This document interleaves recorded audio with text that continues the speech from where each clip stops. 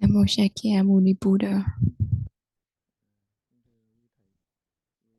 Dear Sangha and all practitioners,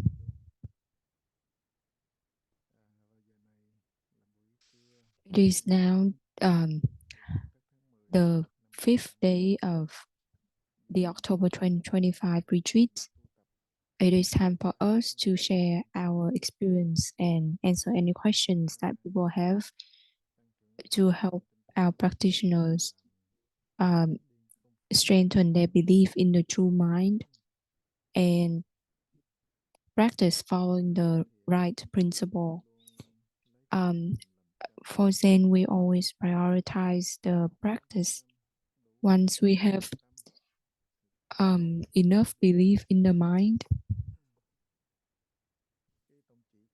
and practice following the right principle,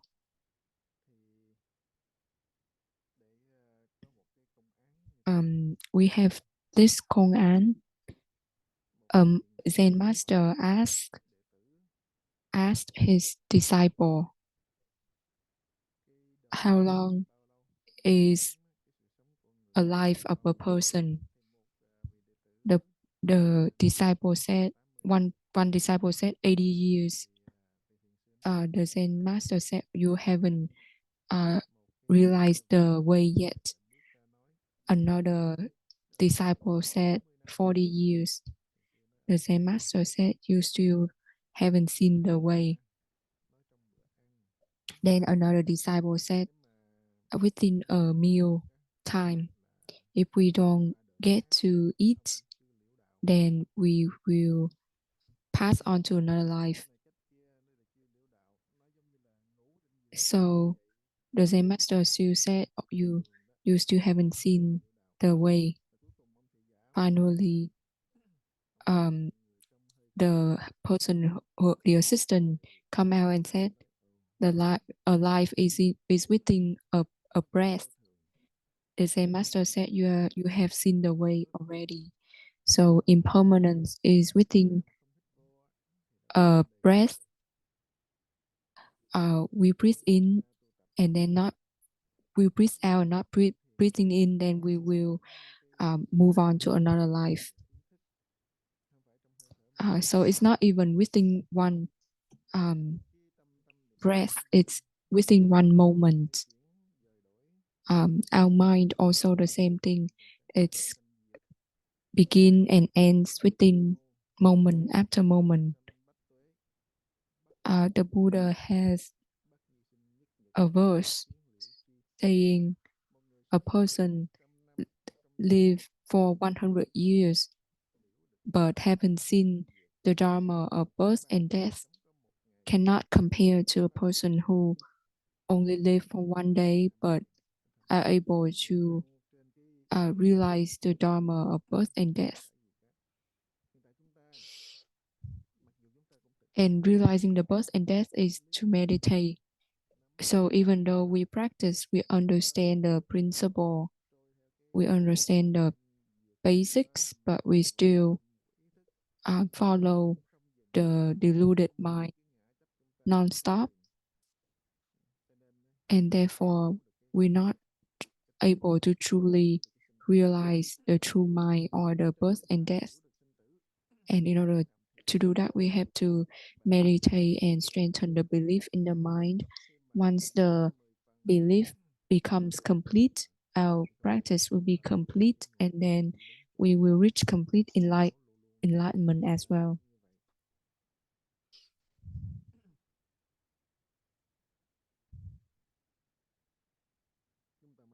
We are lucky that thanks to the three jewels, we are able to believe in the mind and accept a method to practice. Within the dualistic world, we always have two opposites. Rich and poor go together. Smart and foolish go together. Knowing and not knowing also go together. We have a common saying, nobody can be rich for 3 lives, and nobody can be poor for over 3 lives. After we rich, we will be poor, become poor. But people tend to only want to be rich and only want to be smart. But nobody can be rich forever. Nobody can be smart forever. One life after one life, maybe this life that person is the king of the heaven. Next life he is the horse baby. So when he was a king of heaven, he has all kind of power. But when he become the horse baby, he has nothing, none of those left. And there was a story that the Buddha said the king of heaven know that his next life he will become a donkey, and his owner is going to be a ceramic owner, and he feel very miserable because he was the king of heaven, enjoying all of the blessings. But in next life he will become a donkey, and he become his mind become turbulent, unpeaceful, and he doesn't know how he can avoid becoming a donkey. What kind of method of cultivation can help him escape that karmic energy? There was a person advised him to visit Shakyamuni Buddha to figure out how to avoid becoming a donkey. And the heaven king came down to earth and talked to the Buddha, and he decided to take refuge in the 3 jewels in order to avoid becoming a donkey in his next life. So he take refuge in the 3 jewels and take the 5 precepts. But we have to truly take refuge, not just take refuge on the surface. And we also have to take the precepts seriously. So he only take the refuge for 1 day. After that, he passed away and become and came into the pregnant donkey, mother donkey. And because the fetus was not compatible with the mother donkey, it made the mother donkey feel irritated, and then the mother donkey start to make a mess in the house, and the owner became angry and hit the mother donkey to the point where she miscarried her baby. And after that, the fetus, who was the heavenly king in the previous life, got miscarriage, and he turned back to become the king of the heaven. So that Dharma of that method of take refuge in the 3 jewels help him to avoid the 3 lower realms of reincarnation. And after that, the heavenly king doesn't want to just stop there. He wants to truly practice the Dharma of liberation. He realized that even if he is the heaven king, it's still impermanence, and he can become an animal in one of the next life, or even for the richest person can still become poor in one of the future life. The smartest person can become stupid in one of the future life.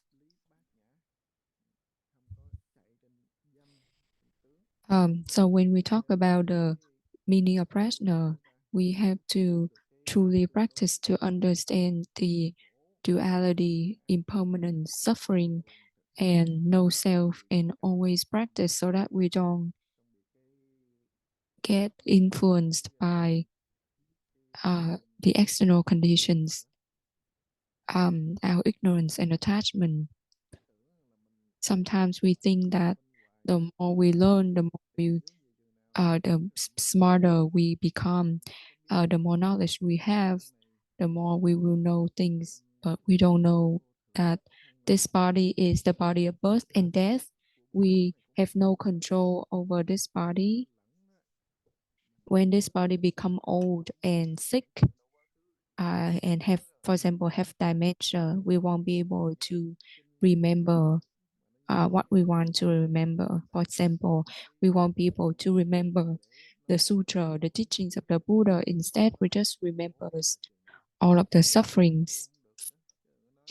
And even if we want to cultivate, we still cannot cultivate, So let alone all of the knowledge we accumulating. And thầy gives an example of the head of the Department of Education. He is very knowledgeable. He's very good with English. He wrote a lot of books, even dictionaries.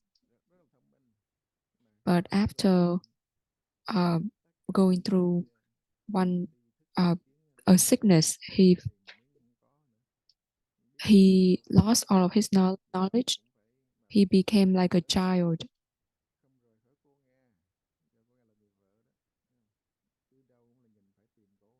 and only remember his wife and only following his wife, asking for her to feed him, etc. So, knowing that we as sentient being have to experience all kind of things. If we don't know how to cultivate, we will for sure experience suffering. Doesn't matter how rich we are, we will suffer. Doesn't matter how smart we are, we will also suffer. So if we know the right Dharma, we have to practice the Dharma and don't let anything control us, whether it is sickness, fame, richness, or poor, or smart or stupid. We still have to practice.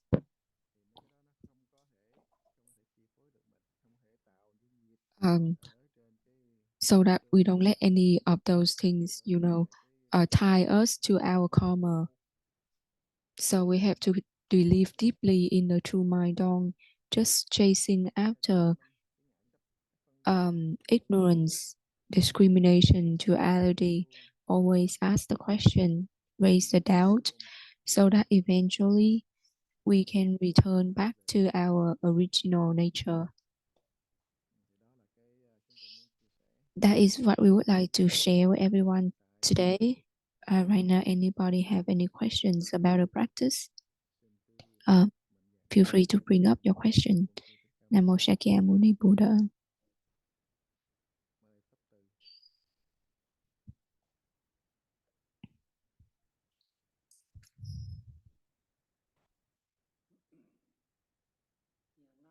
Namo Shakyamuni Buddha.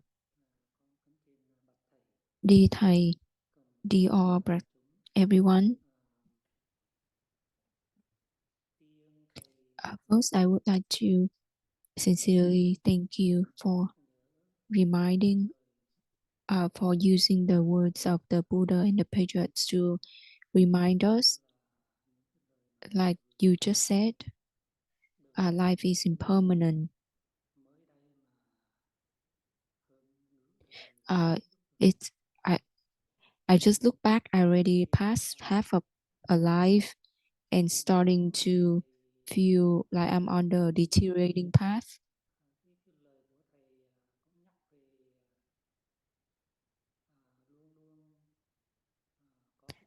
Like you just said, always have the mind that look towards the practice.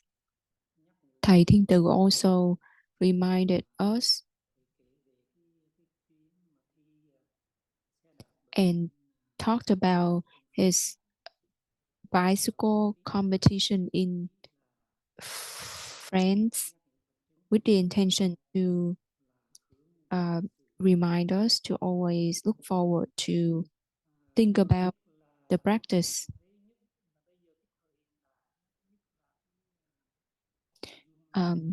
Nowadays, thanks to Zoom, we can practice together every day. And the retreat,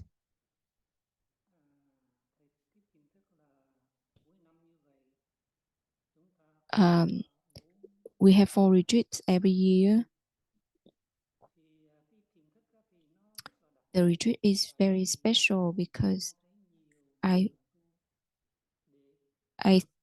see that a lot of Dharma friends spend a lot of time to go on Zoom and join the practice with others. I think that is a very precious thing.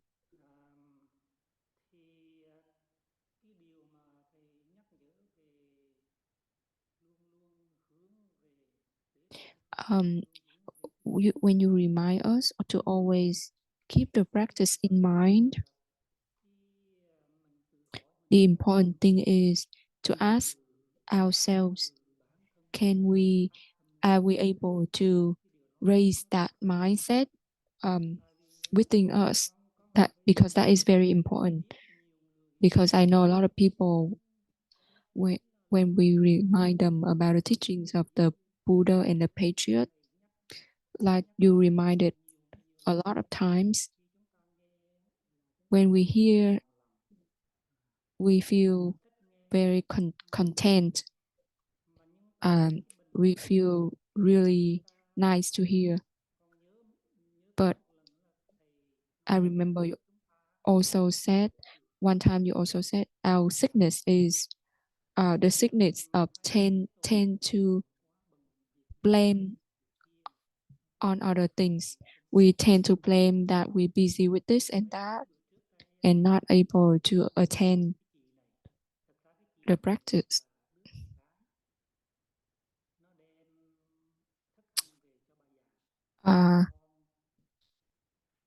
I know a person, a lady, who bring food to her mom. And when I met both of her and her mom, I asked them if they follow our current retreat that currently happening. And she said she's so busy, she doesn't have time to follow.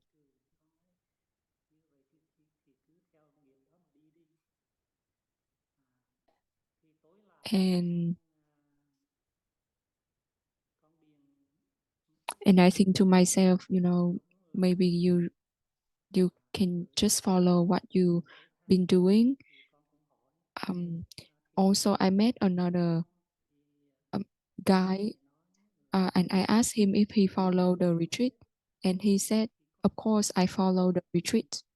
And when I hear that, I feel joyful and feel happy for him because he raised such a mind that is very precious for himself. With him raising his mind like that, I think it's very precious because each of us cannot blame on other circumstances. I remember the Lanya Sutra and advise anyone who haven't read it to read it. I remember the Buddha mentioned a lot about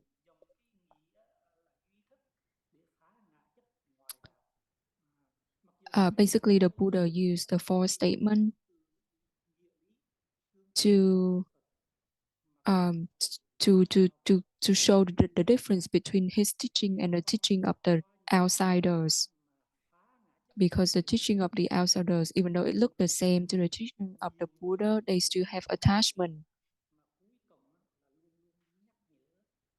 And I remember whatever the Buddha said, he always remind everyone uh, repeatedly that we need to practice diligently. And after that, I compare with how we're doing every day. We on Zoom every day and keep hearing the teaching of ending attachment completely, and also combine it with our practice. If we but but if we don't appreciate we don't value our time, because life is short. If we don't value the time and direct ourselves to cultivating, following the right principle, if we cannot do that, but instead we just let ourselves follow our habits, follow our tendency to blame on others, the circumstances, then how can we grow on the path of liberation?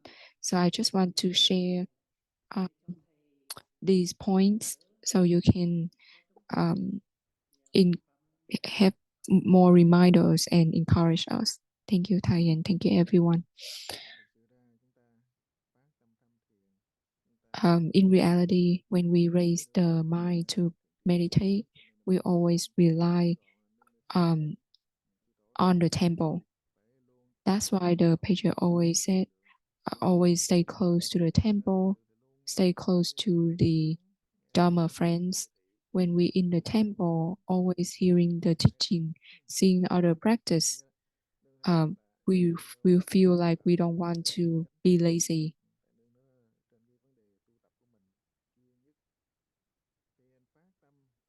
When we raise the mind to practice, we plant the seed into our eighth consciousness, the eighth mind. And when we plant the seed into that soil, it will develop. But lots of people, they don't plant the seed of prajna. They just plant the seed of greed, anger, ignorance. They plant the seed of affliction. If they do that, of course, they will reap affliction, will reap birth and death. If we plant the seed of greed, for example, desire money, desire power, desire fame, desire attachment, ignorance, then of course, if we plant those seeds, our mind is like a very fertile land, fertile soil. If we plant those seeds, of course, we will reap the fruit of those seeds. If we know that prajna will lead to liberation, we have to always plant the seed of prajna. If we're not clever enough, we will do harmful things to ourselves, or another way to say it is we use our mind to tie up our mind. For the practitioner, we have to practice in order to digest the teachings of the Buddha. The Buddha always said, all of his scriptures are just like the finger pointing at the moon. Or the Buddha said, all of his teachings are just like the leaves in his hand. He wants people to know the leaves, or the leaves in the forest, not just the leaves in his hand. And we tend to misunderstand the term wisdom, karma. Some people think as long as we learn, then we are becoming wise. But that's not wisdom. That's just the smartness of the common word. The wisdom here is the wisdom of our true nature. It's always ready, always complete. We just need to come back home in order to utilize that. But lots of people confuse between smartness and wisdom, and they chase after the ignorance and attachment and go against the intention of the Buddha, which is very pitiful. So when we practice, we will be able to truly get the intention of the Buddha and the patriarch clearly.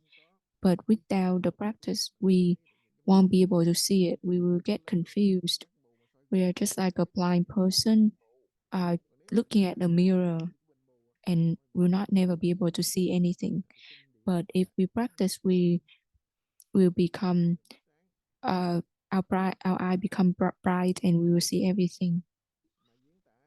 Like the example, a person with good eye describe the sun, and we just want to hear the description while we still blind.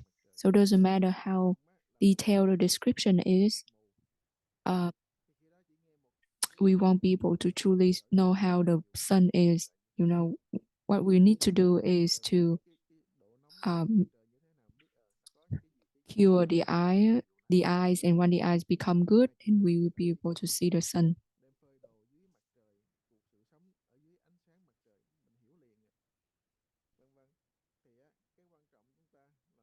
So the focus is how to fix the sickness of blindness, not to keep hearing the description.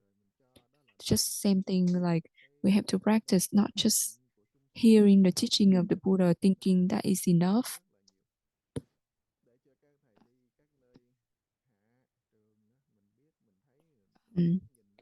And this is very common even among the monks. People tend to like and favor the people that is very good with talking, and they tend to underrate the people who not good with talking, or thinking that they don't know as much. But we already said earlier, when we get old, we can easily become forgetful. If we're just chasing after fame and form, there's no way we will be able to truly see the data gather. So we have to appreciate this method and try to practice. So even if when we practice, we're still not clear if we do it right or not, as long as we keep practicing and learn, we will eventually be on the right track. So don't be scared of anything. In the past, people in the past, they can do it, then people nowadays, we can do it as well. The people in the past can be great men, we can also be great men as well. As long as we willing to walk on the path, we will become reach the destination. Any further questions?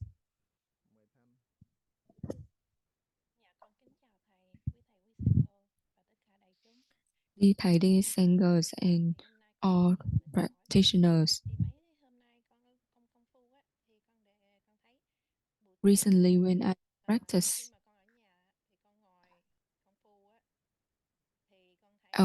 when I at home and I was doing meditation, I can tell that I'm single focused on the practice instead of doing two different things. For example, during the day, when I'm working, I feel like I'm working, but I still have the practice. However, the practice cannot be prolonged.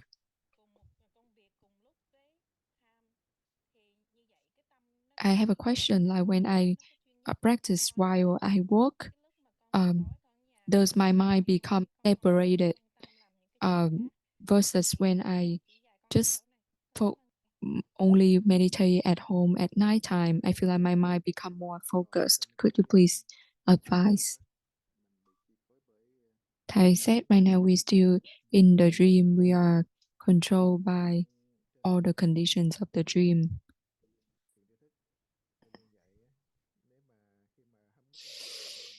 The wise teachers always said when we don't have any work, then we meditate. And when we work, we can try to meditate, but we don't have to force ourselves to do it. But when we become familiar, even when we work, we can still meditate. Like we always have the example, we work, but when we work, we still can be angry, can be hateful, thinking about others. So why don't we replace those anger or hatred with the practice? So those feeling of anger or hatred, sometimes it follow us even after we finish work, making us not able to eat well or sleep well, etc. And right now, the belief in the mind is not complete. The doubt is not complete. Therefore, we just need to keep trying, practice normally. When we work, we can just work normally, and when we have time, we can focus on the practice.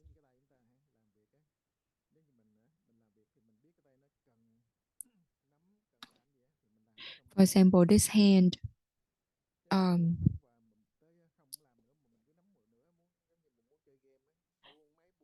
when we're working, we can use this hand to do stuff, but once we're done, we can release the hand.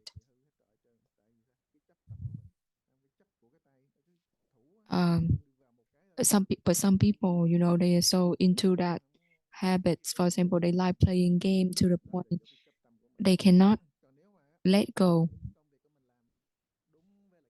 But if you just fulfill all of your responsibilities when it comes to work, family, after you finish all kind of work, you can put everything down and relax and sleep in order to recover. So you can apply that to everything. We do everything to fulfill our responsibilities, but not attached to anything. And if we really have a determination of birth and death, we will know for sure what is important in our life, what should we prioritize in our life, and we won't have any concerns.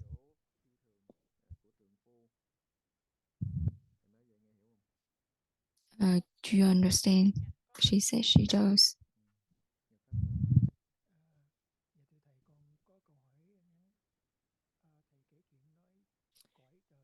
I have a quick question. When you talk about the realm, heaven realm of Dao Suk, is that the same as the no form realm? So the desire heaven realm has 6 realms, and Dao Suk is one of those. The form realms have 18 levels, and then the no form realm has another 4 levels. The highest level is the realm of no possession.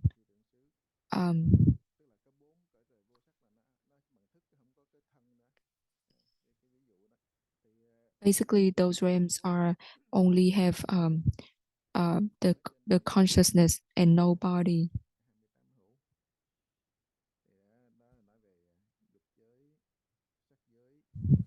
So our desire realm, the realm of heaven, within this desire realm have 6 realms.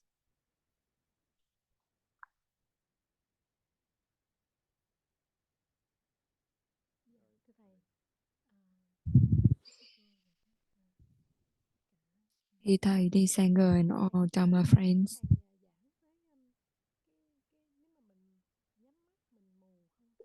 Like you just said about the blind eye cannot be able to see the sun, and you said the important thing is to have to cure the blindness. How can I cure the blindness? Thầy said you have to cultivate to get out your eyes bright. Because of our ignorance and attachment, the attachment to the 5 skandhas, it cover our eyes of wisdom, our wisdom eye.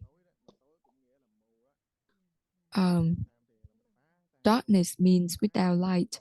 So when we cultivate and we fix this blindness, we will be able to have a bright eye.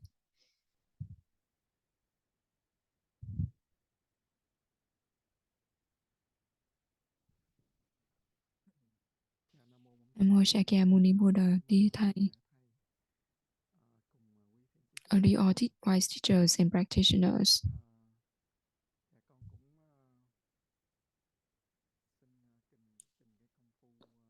I would like to I would like to share my experience over the past few days when I raised the feeling of wanting to know.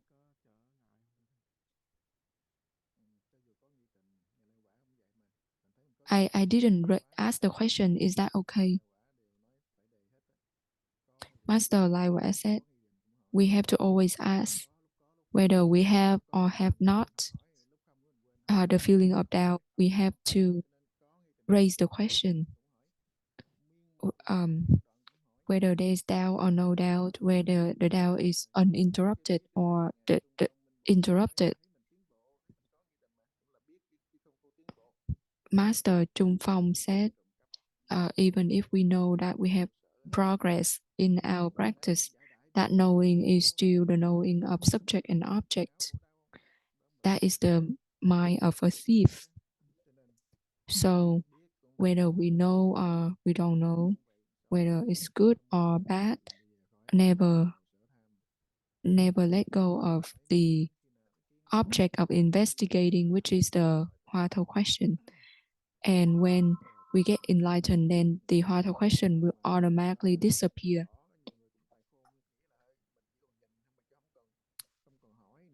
And some people assume that, they just need to watch and don't need to ask anymore. But in reality, they couldn't watch the doubt. Instead, they just watch all of the greed, anger, and ignorance. So it's very dangerous. So whether we can watch or look at the doubt, whether there is the doubt or not, we still have to ask the question.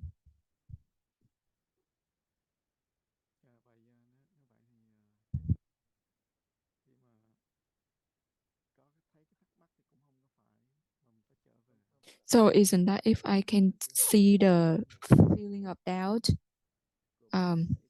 should I return?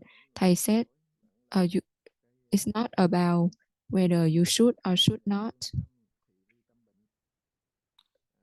because the should or should not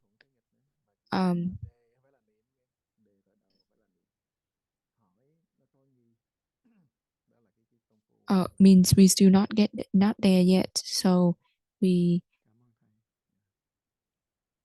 still have to ask to get the doubt.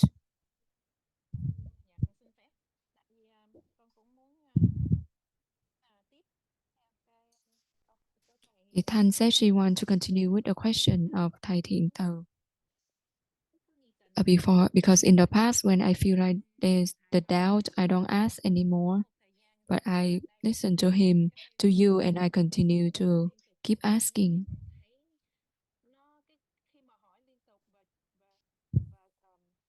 And I realize when I continuously ask and keep the doubt in mind, I feel like even though I still have the discriminating mind, but it's very different.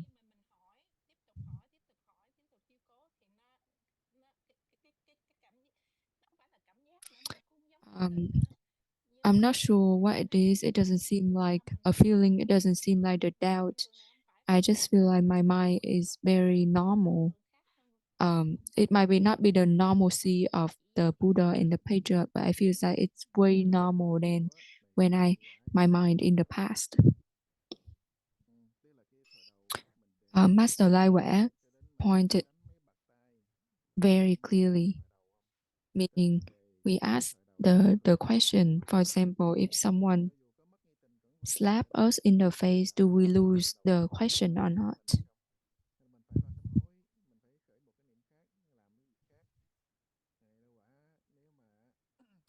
If we get slapped multiple times, but we still don't let go of the hautou question, then we can consider that practice to be acceptable, like at least practice the right way. But for us, right now, we're in a situation where whenever anything comes up, we're chasing after those things. I need to do this, I need to do that, I need to resolve this. And the practice always in the back seat. And that's why Master, like what I said, even when we get slapped in the face, we still ask the question. This is asking the question, not just looking at the question. And his question was, who was the person who beside the Buddha's name? Repeatedly. The meditation is very simple, but never let go of the practice, even if there's a disaster happening, we still have to keep the practice.